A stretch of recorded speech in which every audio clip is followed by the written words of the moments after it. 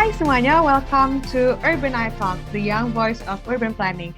Hai teman-teman, jadi pada hari ini kita berkesempatan kedatangan nih tamu spesial, salah satu alumni dari Perencanaan Wilayah dan Kota Universitas Harumanegara, ada Kak Hizkia Huwae STMT, yang saat ini juga bekerja sebagai Technical Planning and Project Development di Sinarmasland. Halo Kak Hizkia. Halo semua. Boleh Kak Hizkia perkenalan dulu? Ya, seperti yang udah dibilang sama Nisila tadi, nama saya Hizkia. Saya alumni dari PKRE angkatan 2009 ya. Sekarang saya bekerja di Sinarmasland, bagian Technical Planning dan Project Development, dan menghandle beberapa proyek high-rise lah di Jakarta. Wow, keren banget. Kalau seperti yang kita udah dengar dari background-nya Kak Hizkia, pasti kita langsung terbesit nih di pikiran aku juga dan mungkin di pikiran planners yang lagi dengerin. Kalau Kak Hizkia ini berarti udah berkecimpung di dunia real estate ya, Kak? Iya. Oke. Nah, aku mau nanya nih, Kak. Kalau sekarang ini, apalagi kita udah 2 tahun ini ya mengalami pandemi COVID-19, Benar nggak cuma banget. di Indonesia aja, tapi di seluruh dunia, sebenarnya berdampak nggak sih, Kak, sama perkembangan real estate di Indonesia? Oh, tentu berdampak banget ya. Dan dampaknya itu, yang namanya dampak itu bisa ada beberapa jenis. Ya, mungkin kalau pertama kali yang dalam pikiran orang real estate pasti supply dan demand dampaknya seperti apa gitu kan.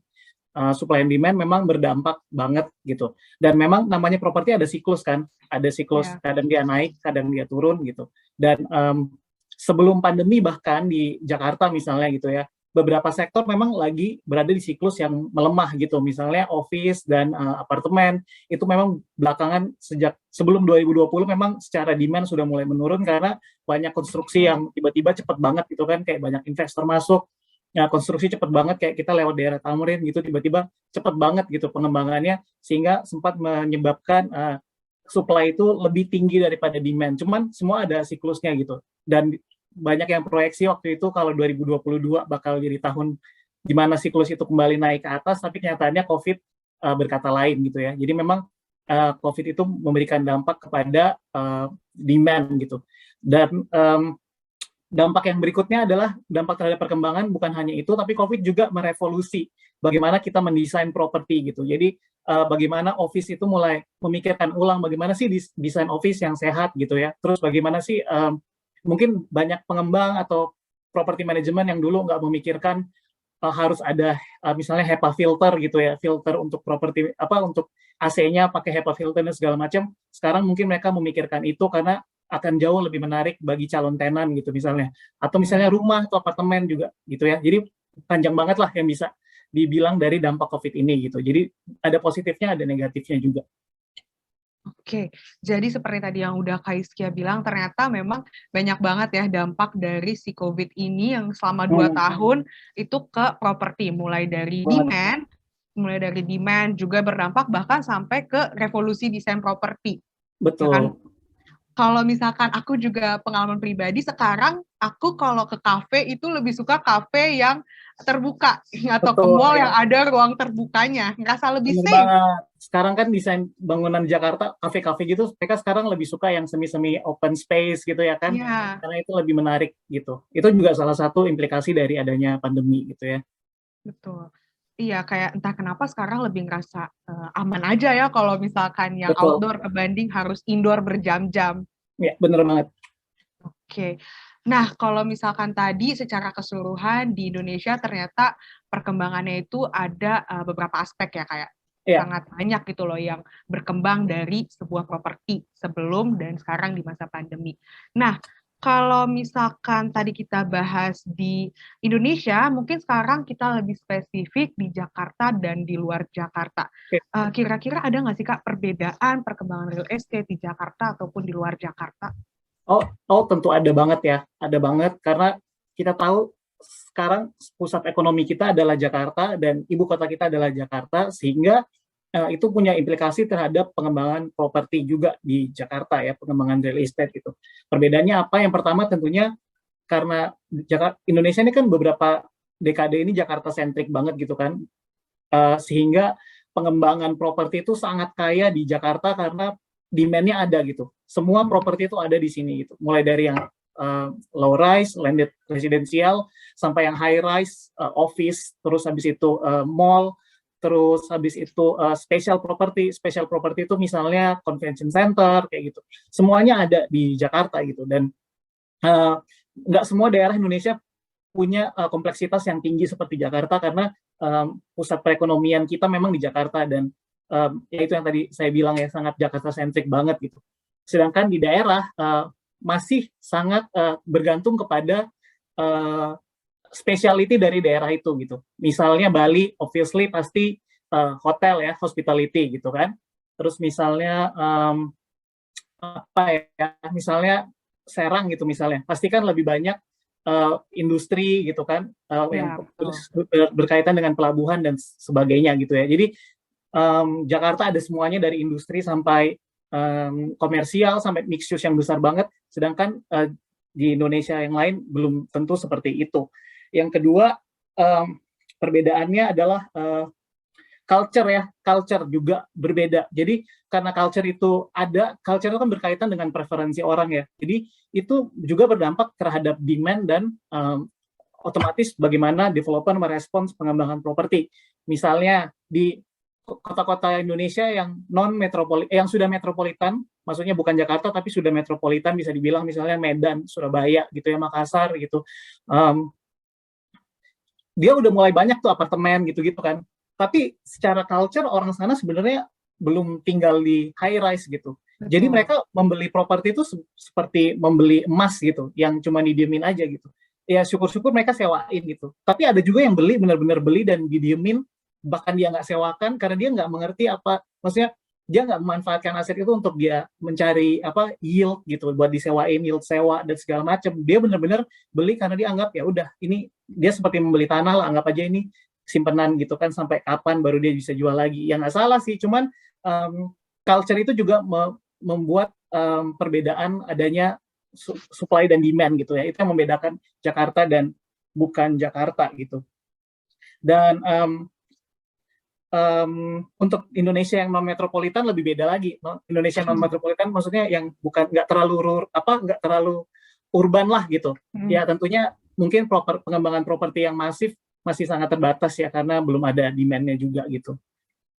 Oke, menarik nih. Tadi Kak Iskia sempat mention kalau salah satu atau yang merupakan kenapa sih bisa beda banget di Jakarta dan di luar Jakarta itu karena perkembangannya itu berdasarkan specialty dan juga culture-nya ya dari masing-masing daerah. Itu tadi seperti yang di-mention, kalau di Jakarta ya mungkin orang Jakarta udah biasa ya tinggal di apartemen, bahkan dan udah males. Udah banyak orang luar negeri ya, udah ekspatnya banyak banget gitu. Jadi maksudnya culture-nya udah culture urban banget gitu lah, udah metropolitan banget gitu, seperti kota-kota besar lain di dunia gitu. Iya, mungkin bahkan orang Jakarta sekarang ya anak mudanya udah males tinggal di rumah, bahkan udah prefer di apartemen yang udah gym-nya ada, swimming pool-nya ada, nggak perlu kemana-mana. Tapi kalau di daerah mungkin pengennya punya rumah besar yang ada kebunnya, yang semuanya dalam satu rumah. Jadi itu culture juga ya, sangat berpengaruh kepada perkembangan real estate di Jakarta dan di luar Jakarta perbedaannya, Kak ya. Betul banget. Oke, nah kalau tadi kita udah bicara soal perbedaan-perbedaannya, nah kalau dari sudut pandang Kakak sendiri, permasalahan apa sih Kak yang sering dihadapi oleh industri real estate yang ada di luar Jakarta? Khususnya mungkin di daerah-daerah yang non-metropolitan seperti yang tadi Kakak sempat mention.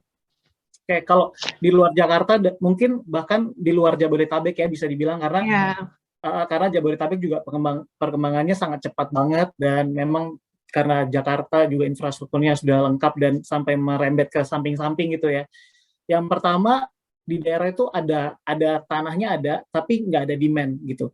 Jadi maksudnya bahkan ada developer yang sudah punya konsep gitu ya, udah ada konsep, tapi nggak ada aktivitas ekonomi yang menunjang akan terjadi konsep itu gitu. Jadi sebelum saya di developer, saya di konsultan gitu kan, ada kayak misalnya beberapa kali kita studi tanah buat BUMN. Jadi dia BUMN tuh ya, misalnya seperti PGN, seperti PT KAI, mereka punya banyak banget tanah di daerah gitu. Mulai dari Padang, di Manado, di Sulawesi Selatan, di mana lagi ya, di Palembang, di Batam. Tanah-tanah itu sampai di Purwokerto, mereka punya tanah yang besar-besar gitu. Tetapi mereka minta tanah itu di-studi karena BUMN kan ingin mengembangkan aset itu ya, aset negara itu ya. Tapi kenyataannya rencana-rencana itu sampai hari ini mungkin udah dari 5 dan 10 tahun lalu gitu. Nggak ada yang bisa dijalankan karena ya karena tidak adanya demand atau aktivitas ekonomi yang menunjang gitu. Misalnya contoh Manado, misalnya dulu ada rencana untuk mengembangkan kawasan di teluknya itu yang mixed use yang besar banget, terus hotel, retail, apartemen segala macam, dengan impian bahwa Manado itu bisa jadi kota pariwisata bahari ya, dia kan di samping pantai gitu kan.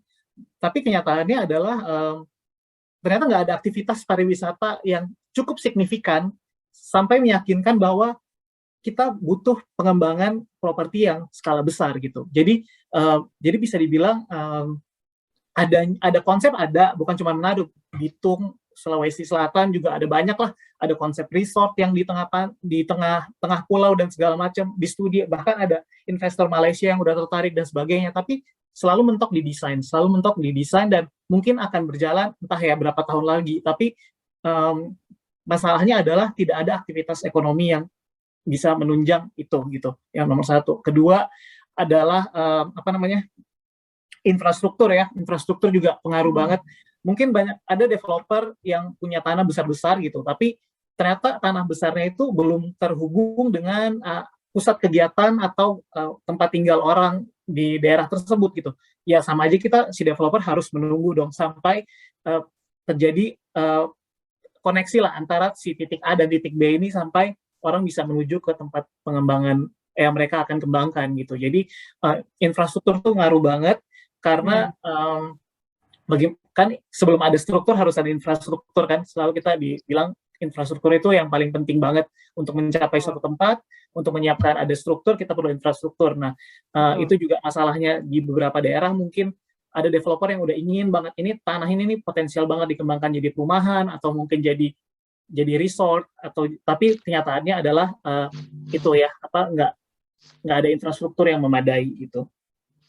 Terus yang terakhir adalah sumber daya manusia pastinya, karena dengan tidak adanya aktivitas ekonomi yang memadai, tidak adanya infrastruktur yang memadai, tentunya nggak ada dong pekerja profesional real estate di daerah itu jarang banget gitu. Jadi maksudnya yang berkecimpung di dunia real estate itu pasti cenderung secara profesional ya, pasti mungkin cuma ada di Bali karena banyak retail, terus mungkin Surabaya, Makassar gitu ya, Medan itu pun sangat terbatas, sisanya pasti di Surabaya dan Jakarta obviously gitu ya kan. Jadi sumber daya manusia juga ngaruh. Oke, berarti tadi beberapa permasalahan itu bisa disimpulkan ya Kak, kalau mungkin di daerah itu ada bahan bakunya, ada lahannya, tapi demand-nya justru aktivitas ekonominya tuh nggak mendukung untuk dikembangkan. Jadi walaupun ada bahan baku, kalau nggak ada yang butuh, nggak ada yang beli juga, untuk apa ya kita kembangin? Mungkin pikiran developer sekarang ke sana. Lalu infrastruktur juga kurang memadai. Oke, mungkin teman-teman pendengar, teman-teman young urban planner sih, kita sering belajar mungkin di kelas nih, kalau misalkan dosen-dosen selalu ingetin, jangan lupa kalau misalkan lahan ini proximity-nya dilihat, kedekatannya sama mungkin fasilitas transportasi umum. Nah itu aja di Jakarta aja kita ngelihat sebegitunya, apalagi di daerah yang infrastrukturnya belum memadai, itu juga menjadi sebuah kesulitan ya Kak untuk dikembangkannya suatu properti. Dan yang terakhir juga SDM, karena aktivitas ekonomi yang tidak menunjang juga pastinya berpengaruh kepada SDM-nya. Kira-kira begitu ya Kak Iskia ya? Ya, betul banget. Oke, berarti kalau misalkan tadi ngelihat kayak gitu, mungkin aku juga mau nanya, kalau dari Kakak nih, kira-kira walaupun dari banyaknya hal-hal yang kayak kurang nih di daerah, tapi seberapa bagus sih Kak peluangnya nih, seberapa besar untuk mengembangkan properti di luar daerah tersebut, Kak, di luar daerah, di luar DKI Jakarta, di luar Jabodetabek, apalagi sekarang nih lagi kondisi pandemi ya Kak, apakah sebenarnya peluangnya masih bagus, atau mungkin kita kalau bicara ke future, itu justru malah berpeluang, itu kira-kira gimana Kak? Oke, kalau peluang tentunya Indonesia ini adalah justru Jakarta ini udah mulai jenuh gitu. justru ya Jakarta itu udah mulai saturated, tanahnya juga udah dikit banget gitu kan. Justru sekarang ya contohnya misalnya Jokowi juga rencana memindahkan ibu kota negara gitu kan. Terus habis itu Jabodetabek juga udah mulai jenuh, otomatis yang berpotensi itu akan selalu mengarah keluar keluar keluar dari Jabodetabek gitu. Tapi masalahnya adalah bagaimana infrastruktur itu bisa menyiapkan menyambut lah istilahnya demand yang atau potensial demand yang ada gitu ya. Dan potensi Indonesia sangat banyak karena kita tahu pariwisata, terus habis itu um, um, pertambangan dan lain sebagainya. Sebenarnya itu bisa banget menjadi potensi yang sangat baik buat pengembangan properti di daerah gitu ya. Khususnya kalau misalnya beneran terjadi ibu kota baru, maka sekitar IKN itu kan akan menjadi metropolitan yang baru ya. Kalau misalnya dia berhasil menjadi kota yang mandiri gitu ya, menjadi kota yang nggak mati, benar-benar bukan hanya kota administratif belaka, tapi benar-benar hidup, pasti itu akan sangat berdampak besar kepada daerah di sekitar ibu kota negara yang baru gitu. Terus selain tanah, bahan baku properti kan tanah ya, bahan baku pengembangan real estate adalah tanah yang sangat masih banyak di Indonesia. Kedua adalah demografi. Kita tahu Indonesia itu kan selalu masih mengalami yang namanya backlog perumahan ya. Jadi kita orang Indonesia itu mayoritas belum punya rumah gitu, masih tinggal sama orang tua dan lain sebagainya. Banyak keluarga baru yang masih sewa dan sebagainya. Sebenarnya itu adalah salah satu potensi juga gitu. Jadi kan properti nggak melulu komersial properti seperti mall atau apa, tapi kan juga residensial kan, real estate kan juga pengembangan perumahan dan lain sebagainya gitu. Nah itu juga masih menjadi potensi yang besar banget di Indonesia gitu. Dimana kalau misalnya pengembangan apa namanya ekonominya udah merata, udah tidak terlalu timpang antar satu provinsi dengan provinsi yang lain, maka pengembangan properti itu seharusnya semakin lebih merata dari satu daerah ke daerah yang lain gitu sih.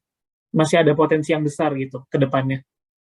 Oke, wow menarik banget sih ya Kak. Berarti tadi nih Kak Hiskia di awal sempat bilang kalau Indonesia tuh sekarang masih Jakarta-centric banget, tapi ya, ternyata beberapa dekade terakhir ya, sekarang sih udah mulai kayak ingin let go dari itu gitu ya. wow, ini menarik Ekonominya banget. masih bisa. Iya, menarik banget teman-teman. Dari yang awalnya Jakarta-centric, tapi justru dari Kak Hiskia sendiri berpendapat kalau sekarang nih kita udah mulai ekspansi ke daerah-daerah ya Kak justru. Iya, seharusnya udah mulai ya, apalagi dengan IKN ini ya. Iya. Dengan terus beberapa tahun kan kita lihat pemerintah juga udah mengusahakan event-event besar itu di daerah seperti misalnya Asian Games gitu kan, Jakarta Palembang gitu kan. Habis itu kemarin Mandalika gitu ya kan. Itu kan sebenarnya effort-effort yang dilakukan pemerintah untuk mempromot daerah-daerah tersebut gitu. Jadi itu juga akan berdampak kepada pengembangan infrastruktur yang nantinya pariwisata otomatis retail hotel meningkat, otomatis juga berdampak kepada pengembangan ekonomi masyarakat membaik, tentunya juga berdampak ke retail, juga berdampak kepada mereka beli rumah baru dan sebagainya. Jadi itu semuanya reaksi beruntun yang sebenarnya kita harapkan yang terjadi di daerah gitu sih. Oke, wow. Oke, tapi mungkin kalau melihat data sekarang tuh masih perkembangan di luar daerah tuh tetap masih lebih lamban ya Kak ya? Iya, relatif Daripada lebih lambat. Oke, mungkin kalau misalkan kenapa sih Kak alasan real estate di luar Jakarta tuh sampai sekarang masih relatif lebih lamban?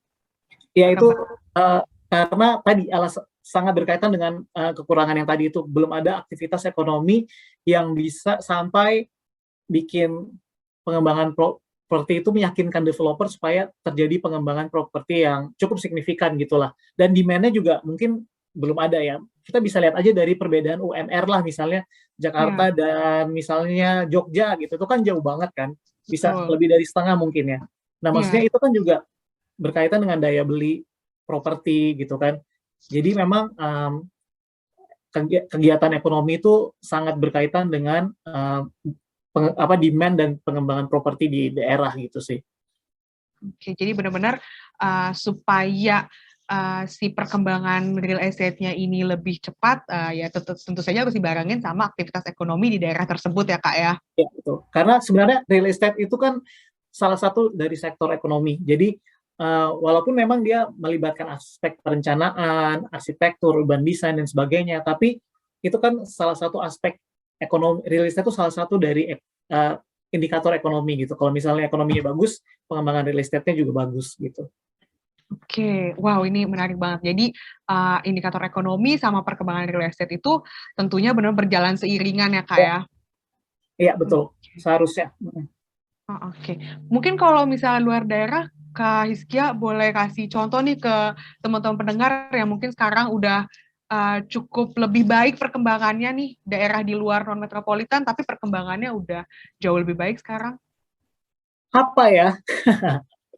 um, Bahkan Batam aja yang bisa dibilang kawasan free trade zone gitu ya. Ya Ya. maksudnya ya beberapa developer termasuk tempat saya bekerja juga punya properti di sana. Maksudnya um, belum se apa ya, belum se hot Jakarta lah gitu istilahnya, demand-nya Ya. gitu. Walaupun ada dan tapi tidak seperti yang masih belum ya seperti yang diharapkan gitu kan. Jadi memang masih susah ya. Dan mungkin yang belakangan ini mulai naik Lombok kali ya, Lombok, Labuan Bajo Hmm. gitu kan.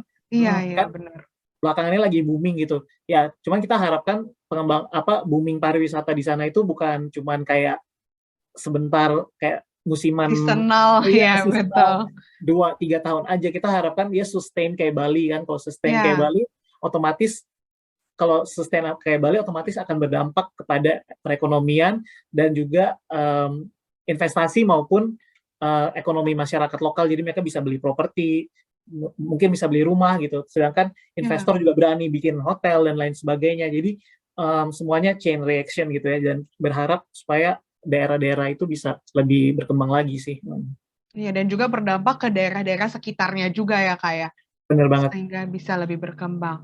Oh, oke, menarik banget, Kak. Mungkin aku mau nanya nih, Kak, dari Kakak sendiri yang memang udah lama berkecimpung di dunia real estate, mungkin Kakak ada ngasih harapan untuk industri real estate ke depannya di Indonesia, atau di kota-kota metropolitan dan juga non-metropolitan?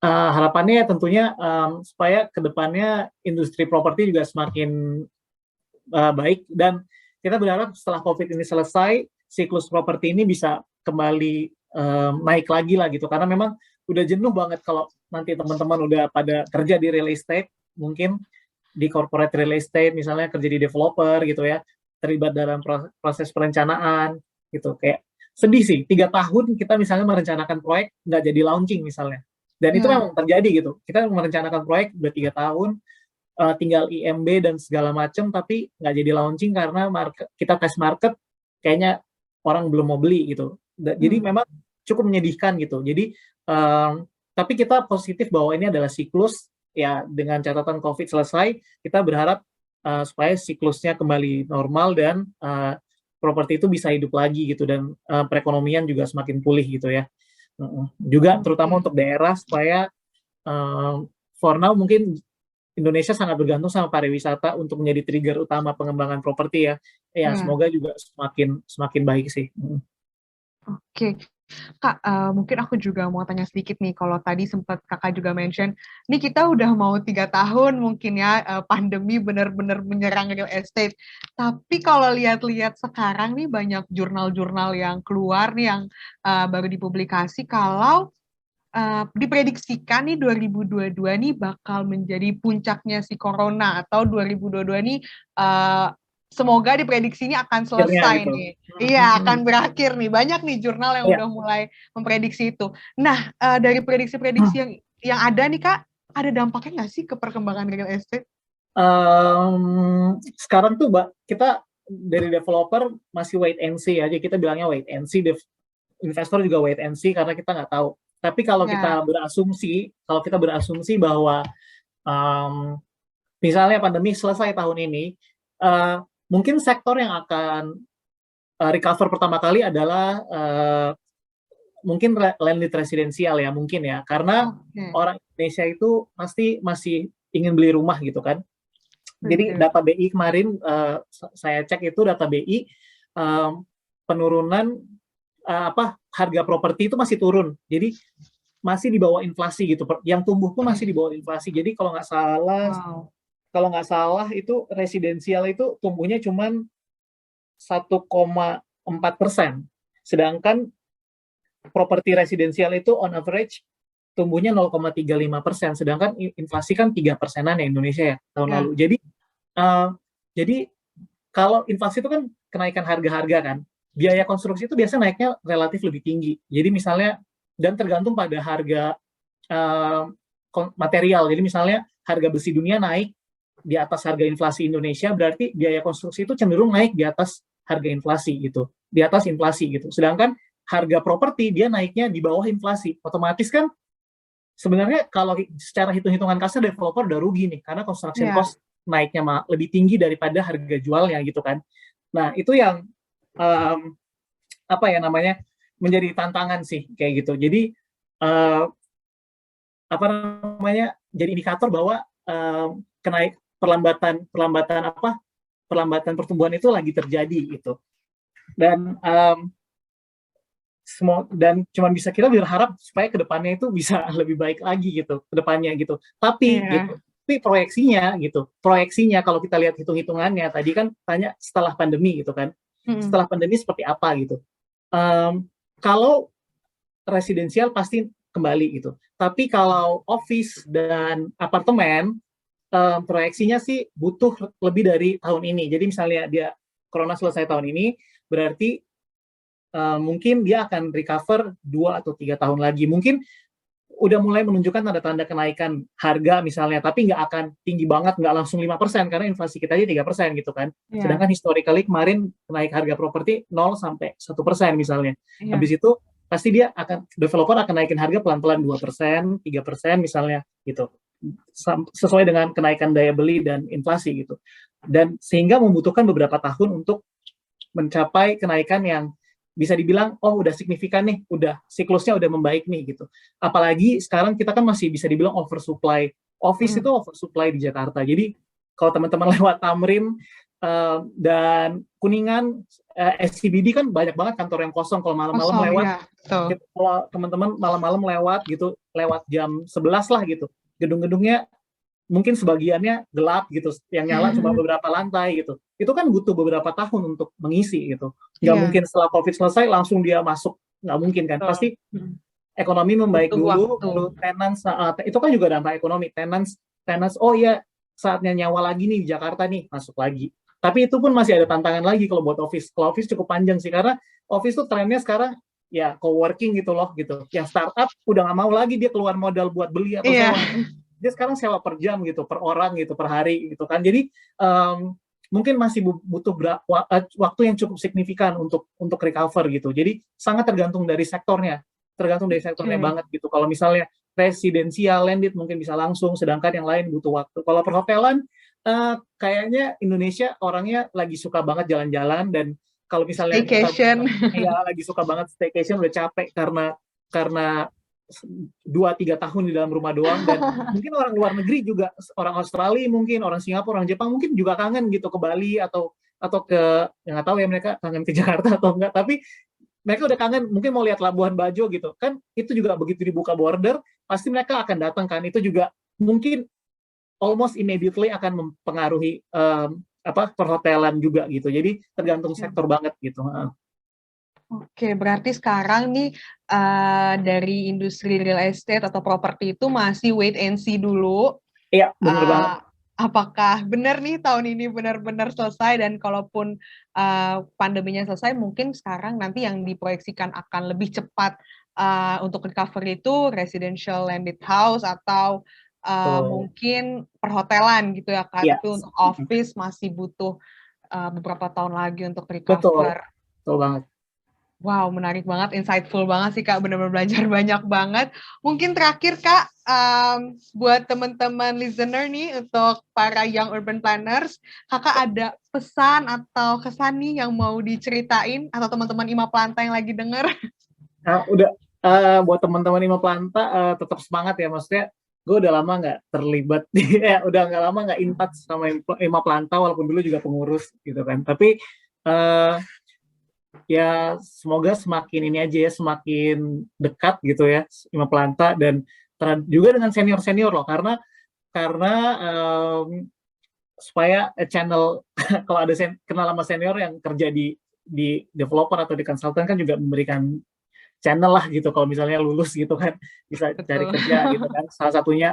Kedua, jangan patah semangat karena gue merasa mungkin selama pandemi mungkin yang baru-baru lulus atau akan lulus kan pasti udah mulai cari kerja gitu kan, mungkin agak down gitu karena lihat properti susah banget cari kerja gitu kan di industri ini. Tapi ya jangan patah semangat karena ya itu semua siklus dan pasti akan kembali lagi ya, hopefully gitu ya.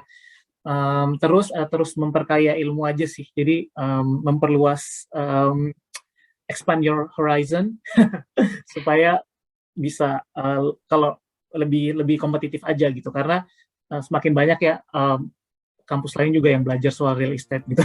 Iya, benar. Jadi harus lebih kompetitif, lebih rajin, jangan patah semangat. Ya Iya, ampun Kak semangat. Hizkia, terima kasih buat waktunya. Makasih Iya. banget di tengah kesibukannya masih kasih waktu buat kita wawancara di podcast Urbanite Talks ini. Dan buat teman-teman semua jangan lupa untuk follow Instagramnya @imaplanta dan juga dengerin subscribe podcast Urbanite Talks di YouTube ataupun di Spotify. Dan juga dengerin semua episodenya karena bakal insightful banget, terutama buat teman-teman yang tertarik di bidang urban planning dan real estate. Sekali lagi terima kasih Kak Hizkia atas waktunya Kak. Terima kasih, thank you so much for listening guys. Dan see you di episode Urbanite Talk selanjutnya, The Young Voice of Urban Planning. Thank you.